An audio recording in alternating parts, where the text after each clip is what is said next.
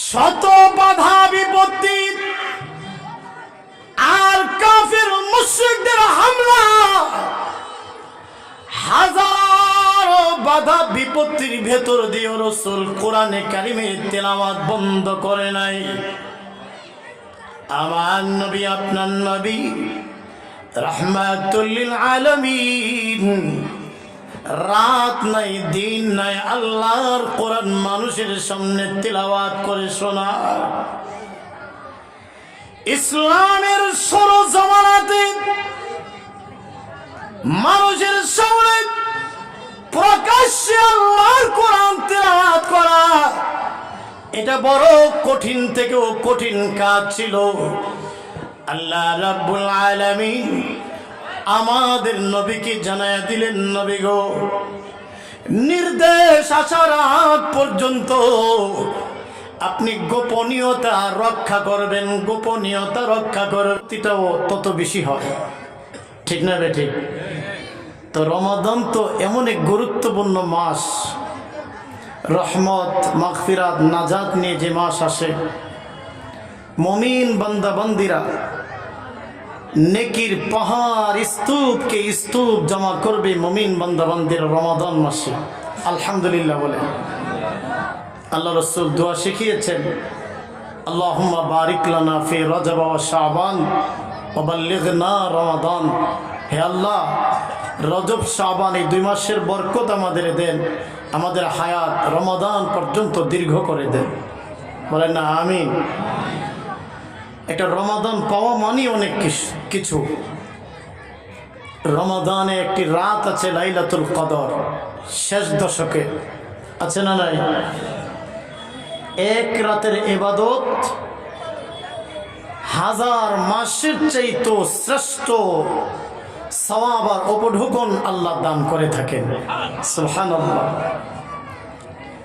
তো এত বড় মহৎ ফজিলতের মাস, মুমিনদের নেকি কামাইয়ের মৌসুম, এটা কোনোভাবেই মিস্টেক করা যাবে না। আল্লাহ আমাদের হায়াত বাড়ায় দিন, ভরপুর নেক আমল করার তৌফিক দান করেন। আপনাদের আমিনের আওয়াজে মনে হচ্ছে বক্তার থেকেও আপনারা ক্লান্ত। একটু জোরে কর না আমিন। আমার প্রাণ প্রিয় গাজীপুরবাসী, আমি যে আয়াত তিলাওয়াত করেছি, তিলাওয়াতকৃত আয়াতে মহান আল্লাহ সুবহানাহু ওয়া তাআলা যে বিষয়টি তুলে ধরেছেন সেটি হলো আমাদের প্রিয় হাবিব, সেরা নবী, শ্রেষ্ঠ নবী রাহমাতুল লিল আলামিনকে আল্লাহ এই পৃথিবীতে যে প্রেরণ করেছেন, কি উদ্দেশ্য নিয়ে আল্লাহ সে উদ্দেশ্যটা বর্ণনা করেছেন। রাসূল কোন কাজ নিয়ে এসেছেন, নবীজির কাজ কি, দায়িত্ব কি, এই দায়িত্বগুলো আমাদের জানার দরকার আছে না নাই?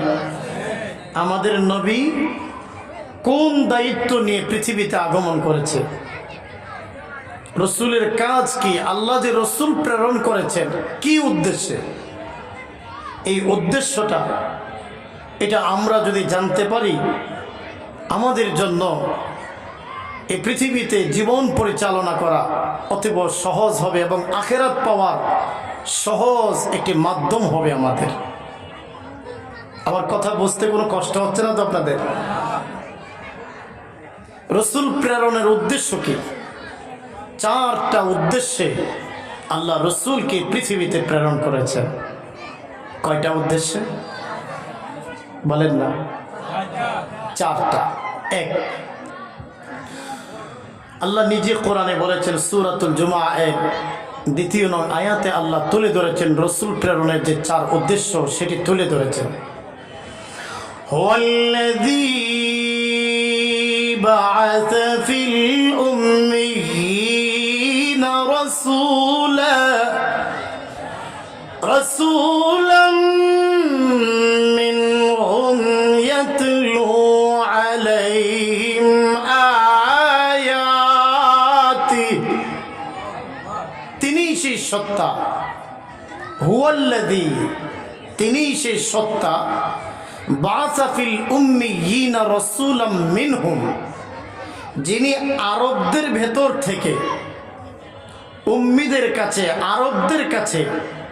আরবদেরই ভেতর থেকে আরবদের কাছে একজন রসূল প্রেরণ করেছেন। কি উদ্দেশ্যে? এক, ইয়াতলু আলাইহিম আয়াতি, যে তিনি আল্লাহর কোরআন মানুষদেরকে আবৃত করে শোনাবে। সুবহানাল্লাহ বলেন। দরদিগণ, আমার কথা বুঝে থাকলে বলুন তো, রসূল প্রেরণের প্রথম উদ্দেশ্য কি? আল্লাহ কোরআনে কারীমের তিলাওয়াত মানুষদেরকে শোনাবে। আপনারা যদি আমার সাথে একটু কথাবার্তা আদান প্রদান করেন, আমার জন্য কথা বলা সহজ হবে। একটু হা না কথাবার্তা আদান প্রদান করবেন। রসূল প্রেরণের প্রথম দায়িত্ব গেল। দ্বিতীয়, ওয়ায়ুযাক্কিহিম, এই রসূল মানুষকে আত্মশুদ্ধি করবেন। মানুষের অন্তরাত্মায় যত রোগ আছে, কুফরের রোগ, মুনাফিকের রোগ, গীবত শিকায়াতের রোগ, হারাম খাওয়ার রোগ, মিথ্যে বলার রোগ ইত্যাদি ইত্যাদি, এই রোগগুলো অন্তর থেকে বের করে মানুষের আত্মাগুলোকে পবিত্র বানাবেন। এই হলো রসূলের দ্বিতীয় কাজ। রসূল প্রেরণের দ্বিতীয় উদ্দেশ্য এটা। 3 এবং 4, ওয়ায়ুআল্লিমুহুমুল কিতাবা ওয়াল হিকমা, তিনি আল্লাহর কোরআন শুধু তিলাওয়াত করে শোনাবে না, বরং কোরআনের অর্থ, ব্যাখ্যা, বিশ্লেষণ সহ জাতির সামনে তুলে ধরবে। কোরআনের অর্থ, ব্যাখ্যা, বিশ্লেষণ মানুষকে শেখানোর মাধ্যমে আল্লাহর একত্ববাদ, ওয়াহদানিয়ত মানুষের সামনে তুলে ধরবে। এটা হলো রসূল প্রেরণের তৃতীয় দায়িত্ব। 4, মানুষকে হিকমা, প্রজ্ঞা তথা সূক্ষ্ম জ্ঞান মানুষকে শিক্ষা দিবে। এই 4 দায়িত্ব নিয়ে আমাদের রসূল এই পৃথিবীতে আগমন করেছে। বুঝতে কোনো কষ্ট হচ্ছে না তো আপনাদের? গেল 4টা দায়িত্ব। প্রথম দায়িত্ব কি না বলেছিলাম? কোরআনে কারীমের আমরা আজকে 2টা পয়েন্ট আলোচনা করব। কিঞ্চিত কোরআন তেলাওয়াতের গুরুত্ব আর আত্মশুদ্ধি, এই নিয়ে কয়েকটা কথা আলোকপাত করব। আল্লাহ আমাকে যদি তৌফিক ভিক্ষা দান করেন। ওমা তৌফিকি ইল্লা বিল্লাহ। কোরআনে কারীমের তেলাওয়াত জাতির সামনে তুলে ধরবেন, এটা রসূলের প্রথম কাজ। তাই আমাদের রসূল আরবের এমন কোনো হাট, বাজার, রাস্তাঘাট, দোকানপাট বাকি নেই যেখানে রসূল আল্লাহর কোরআনে কারীমের তেলাওয়াত মানুষের সামনে তুলে ধরে নাই। জোরে কন্যা আল্লাহু আকবার। শত বাধা বিপত্তি আর কাফির মুশরিকদের হামলা, হাজারো বাধা বিপত্তির ভেতর দিয়ে রসূল কোরআনে কারীমের তেলাওয়াত বন্ধ করে নাই। আমার নবী, আপনার নবী রাহমাতুল লিল আলামিন, রাত নাই দিন নাই আল্লাহর কোরআন মানুষের সামনে তেলাওয়াত করে শোনা। ইসলামের সরজমানাতে মানুষের সামনে প্রকাশ্যে আল্লাহর কোরআন তেলাওয়াত করা, এটা বড় কঠিন থেকেও কঠিন কাজ ছিল। আল্লাহ রাব্বুল আলামিন আমাদের নবীকে জানায়া দিলেন, নবী গো, নির্দেশ আসার আগ পর্যন্ত আপনি গোপনীয়তা রক্ষা করবেন, গোপনীয়তা রক্ষা করবেন। তাই আল্লাহ নবী রাহমাতুল লিল আলামিন হযরত যায়েদ ইবনে আরকাম রাদিয়াল্লাহু আনহুর বাসায় অত্যন্ত গোপনীয়তা রক্ষা করে সাহাবায়ে কেরামদেরকে আল্লাহর কোরআন শিক্ষা দিতেন। সাহাবায়ে কেরাম এখান থেকে কোরআনের তালিম নেয়া, সাহাবায়ে কেরাম বিভিন্ন দিক বেদিকে ছুটে চলে যেতেন আর রাস্তার মোড়ে মোড়ে বিভিন্ন জায়গাতে আল্লাহর কোরআন মানুষদের আবৃত করে শোনাতেন। শত বাধা এসেছে, হামলা এসেছে, রক্তাক্ত হয়েছে, আল্লাহর কোরআনের তিলাওয়াত তুলে ধরা বন্ধ করে নাই সাহাবায়ে কেরাম। ঠিক না বেঠিক? আমাদের অনেকে বলে মাদ্রাসা এত কেন, মাদ্রাসা এত কেন হয়? আরে ভাই, মাদ্রাসা প্রতিটা ঘরে ঘরে মাদ্রাসা বানানোর দরকার। কোরআন কি শুধু মাদ্রাসায় পড়ার জন্য, না আমি নিজে পড়ার জন্য? কথা কন। আমার ঘরটাকে মাদ্রাসা বানানোর দরকার। কথা কন দরদিরা, জুড়ে কন। প্রত্যেকের ঘরগুলো এক একটা বাসা, এক একটা ঘর মাদ্রাসার পরিণত করার দরকার। যতক্ষণ আমরা না পরিণত করতে পারবো ততক্ষণ আমরা কোরআন প্রেমিক হতে পারবো না। ঠিক না বেটি? কোরআনের প্রেমিক হয়ে যান। কোরআন আপনার জন্য সুপারিশ করে, কোরআন নিজে সুপারিশ করে টেনে ধরে ধরে আল্লাহর জান্নাতে আপনাকে নিয়ে যাবে আল্লাহর কোরআন। প্রতিটা ঘর মাদ্রাসা বানান, নিজে তিলাওয়াত করেন, সন্তানকে তিলাওয়াত শিখান, স্ত্রীকে শিখান, মেয়েকে শিখান, আপনার পরিবারের সকলকে কোরআনের তালিম আর শিক্ষা দেন। এটা আলমিরাতে উঠিয়ে রাখার জন্য কোরআন আসে নাই, মাদ্রাসায় পড়াবে শুধু এই জন্য কোরআন আসেনি। কথা কন আপনারা। কোরআন দিয়ে ঘর চলবে, কোরআন দিয়ে সমাজ চলবে, এমনকি কোরআন দিয়ে রাষ্ট্র পরিচালনার সর্বোচ্চ চেষ্টা আমাকে করতে হবে। যতক্ষণ পর্যন্ত আল্লাহর কোরআনের আইন বাস্তবায়ন না হবে ততক্ষণ এই দেশে শান্তির কোনো আশা করা যায় না।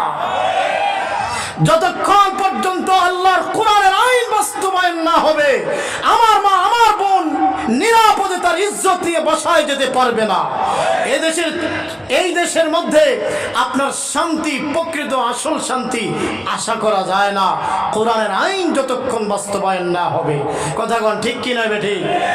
ইতোমধ্যে আপনারা দেখেছেন গত 2-3 দিন আগে বিমানের এমডি, বিমানের পরিচালক যে প্রধান এমডি যে, তার বাসায় একটা নিরীহ গরিব একটা মেয়ে, কাজের মেয়ে, তারে এমনভাবে প্রহার করেছে, চেহারা বিকৃত করে দিয়েছে, রক্তাক্ত করেছে। আজকে মানবতা কোথায় গেল? কোথায় গেল আজকে মানবতা?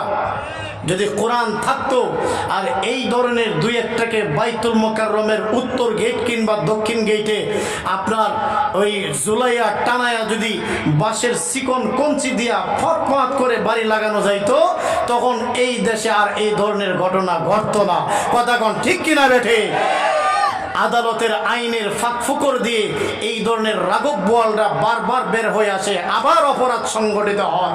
যদি আল্লাহর কোরআনের আইন বাস্তবায়ন হতো আর এই রাঘব বোয়ালদেরকে ধরে 2-1টা আইন বাস্তবায়ন করা যেত এই দেশে, আর এই ধরনের নিকৃষ্ট অন্যায় অপরাধ সংগঠিত হতো না। কথা কন চাননি আপনারা?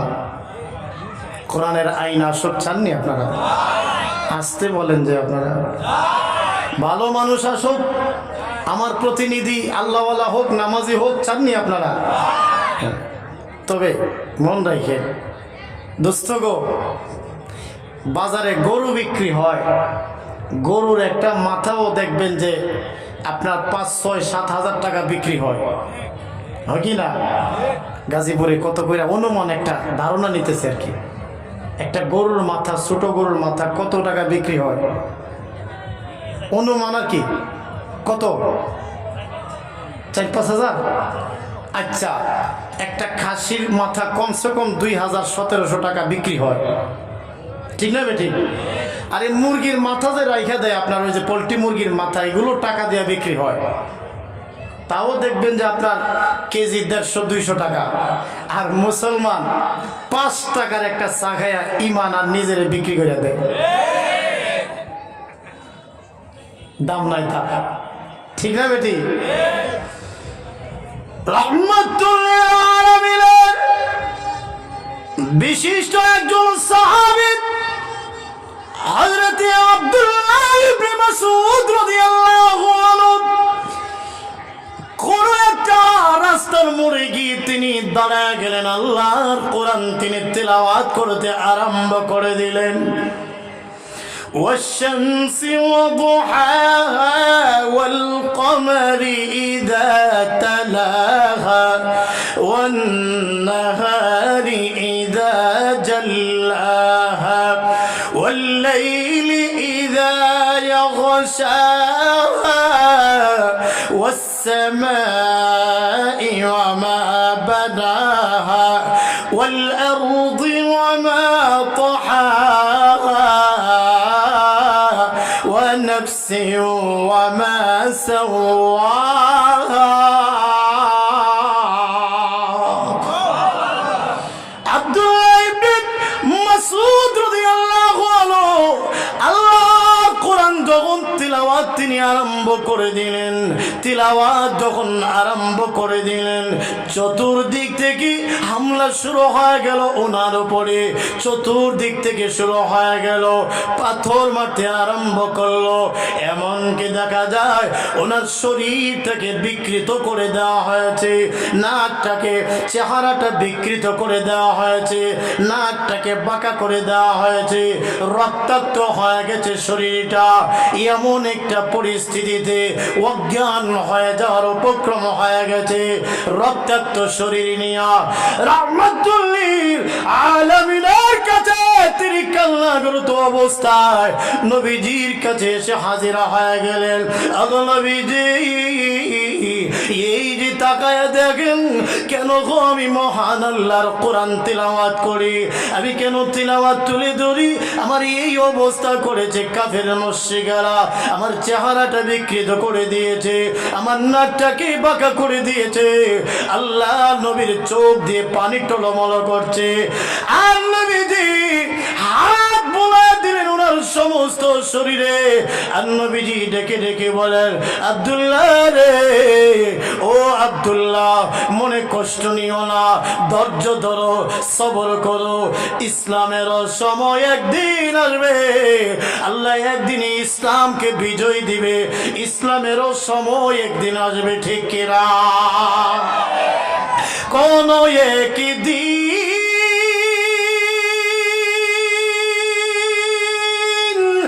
এদেশের আকাশে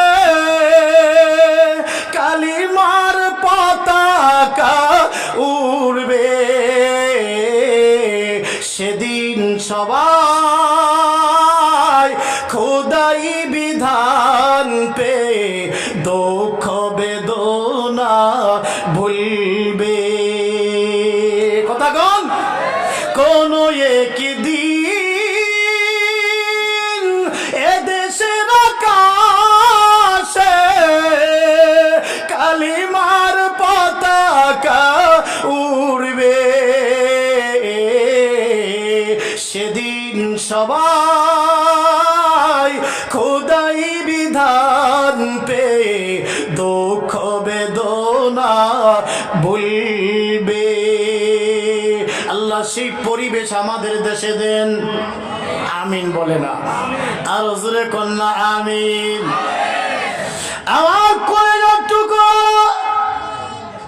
আল্লাহ নবী বিশ্ব নবী রাহমাতুল লিল আলামিন, এমন কোন বাজার নাই, এমন কোন হাট নাই যেখানে আল্লাহর কোরআন তিলাওয়াত তিনি তুলে ধরে নাই।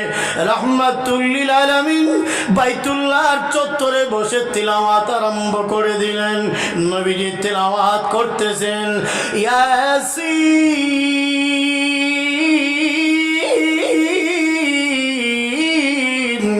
ওয়াল কুরআনিল হাকীম ইন্নাকা লামিনাল মুরসালিন। আল্লাহ নবী তিলাওয়াত করে বাইতুল্লাহর চত্বরে বসে আবু লাহাবের স্ত্রী উম্মে জামিল দূর থেকে নবীজির কণ্ঠের তেলাওয়াত শুনলো। মোহাম্মদ বুঝি কোরআন তেলাওয়াত করে হাতের ভিতরে পাথর নিলেন নবীজিকে মারার জন্য। আর তিনি আগায়া গেলেন। আবু বকর সিদ্দিক রাদিয়াল্লাহু আনহু নবীজির পাশে বসা। আবু বকর সিদ্দিক বলেন, ওগো নবীজি, ওই যে তাকায়া দেখেন আবু লাহাবের স্ত্রী আপনাকে মারার জন্য, হামলা করার জন্য পাথর হাতে নিয়ে এগিয়ে আসতেছে। নবীজি বলেন, রে আবু বকর, চিন্তা করো না, মহান আল্লাহর কোরআন আমি তিলাওয়াত করব। আল্লাহ রাব্বুল আলামিন আল্লাহর নিজের কুদরতি হাতে আমাকে হেফাজত করবেন। নবীজি তিলাওয়াত শুরু করে দিলেন। উম্মে জামিল কাছে গেল, নবীজিকে দেখে না। আর উম্মে জামিল আবু বকর সিদ্দিক রাদিয়াল্লাহু আনহুকে বলেন, ও আবু বকর, আপনাকে দেখতেছি কিন্তু মুহাম্মদকে কেন দেখি না? আসল কথা হলো, আল্লাহর নবী যখন কোরআন তিলাওয়াত করতেন, আল্লাহ রাব্বুল আলামিন কাফের এবং নবীজির মধ্যখানে একটা গোপন পর্দা দিয়া ঢাইকা দিতেন। তাই উম্মে জামিল রাসূলকে দেখে না। আবু বকর সিদ্দিক রাদিয়াল্লাহু আনহু বলেন, তুমি যখন দেখো না আমি কি বলবো, তুমি তালাশ করে নাও। সে নবীকে পায় নাই, চলে গেল। আমি যে কথাটা আপনাদেরকে বোঝাতে যাচ্ছি এখান থেকে, ও কলিজার টুকরা গাজীপুরবাসী আমার, আল্লাহর নবী শত বাধা বিপত্তির ভেতর দিয়েও আল্লাহর কোরআন মানুষের সামনে তুলে ধরেছেন। আল্লাহ রাব্বুল আলামিন সূরাতুল জুমায়ের ২য় নং আয়াতে বলেন, রাসূলের প্রথম দায়িত্ব হলো ইয়াতলু আলাইহিম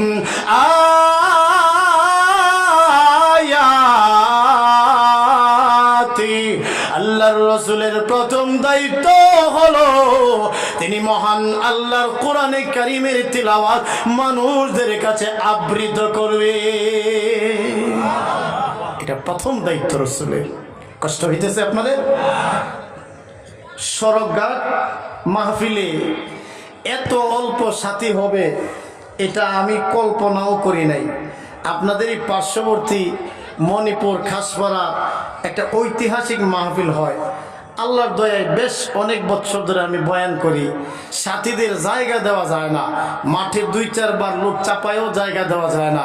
আর আপনাদের সড়কঘাটে এত অল্প লোক হবে এটা আমি কল্পনা করি নাই। আবার আজকে আব্দুর রহিম আল মাদানী হুজুর আছেন। যাই হোক, যারা এখনো দোকানপাটে বিভিন্ন জায়গায় আছেন, প্লিজ আপনারা আর দেরি না করে মাহফিলে আসুন। আল্লাহ আমাদের সবাইকে কবুল করেন। আমরা আপনাদের মেহমান না? কথা বলেন, মেহমান না? ওলামায়ে কেরাম যারা আসতেছেন ওনারা আপনাদের মেহমান, আপনারা মেজবান, ওলামায়ে কেরাম মেহমান। তো মেজবানের কাজ হলো মেহমানের কদর করা, সম্মান করা। কথা বল না কেন আপনারা? মেহমানদের কাজ তারা মেহমানদারি করবে, এটা সুন্নতে পয়গম্বরী, সমস্ত নবীদের সুন্নত এটা, মেহমানদের মেহমানদারি করা। এখানে কি মেহমানদারি? আপনারা আসলে এটাই মেহমানদারি হয়ে গেল, আলহামদুলিল্লাহ।